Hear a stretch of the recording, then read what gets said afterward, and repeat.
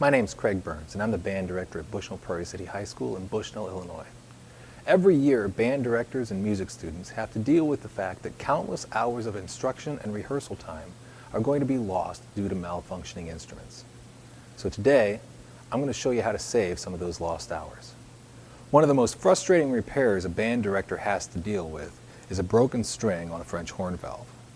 Unlike some other repairs, this isn't just a quick fix. It's going to take a few minutes and a few tools. So before we get started, let's take a look at what those tools are. In order to do this, we're going to need a small screwdriver, scissors, tape, and a couple of popsicle sticks, along with a moderate length of rotary valve string, which can be purchased at most any instrument supply store. The next thing we need to do before we start is to review the important parts of the rotary valve. This is the spatula arm, which has two string holes, one in the top and one in the bottom. It also has what is called a string screw. There's another string screw located over here on the stop arm. And this is what we'll call the center cylinder. Each of these parts will be important as we go on. So with that taken care of, let's get started.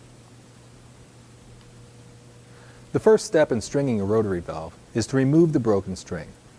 To do this, begin by loosening the two string screws. Be careful not to unscrew them so far that they fall out. Once they've been loosened, simply remove both pieces of the broken string and discard of them.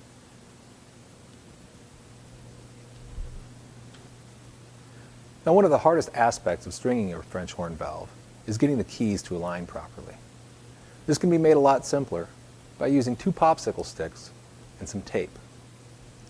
Simply lay the flat side of the two popsicle sticks together and tape them at the ends. Don't wrap the tape too tight. Leave a little space in between the sticks. Next, place the taped popsicle sticks over the ends of the keys. This will keep the keys properly aligned while you're stringing the valve. Now we're ready to start stringing the valve. We'll begin by tying a knot in one end of the rotary valve string. Most any kind of knot will do, as long as it is big enough that it doesn't fit through the string hole in the spatula arm. Personally, I like to use a figure 8 knot because unlike some other knots, the figure 8 knot will continue to pull itself tight and isn't likely to come undone. But feel free to use any knot you're comfortable with. Once the knot is tied, insert the untied end of the string into the string hole at the top of the spatula arm. Next, spin the stop arm toward the end of the spatula arm and hold it in place. Pulling the string tight in the direction of the end of the spatula arm, loop it counterclockwise around the center cylinder and then clockwise around the loosened string screw. Next, pass the string underneath itself between the string screw on the stop arm and the center cylinder. Pulling the string toward the top of the spatula arm, use the screwdriver to tighten the string screw. It only needs to be tight enough to hold the string in place. Now, loop the string counterclockwise over the top of the cylinder, pass it under itself again, and feed it through the string hole on the bottom of the spatula arm. Wrapping the string clockwise around the string screw, tighten the screw with the screwdriver.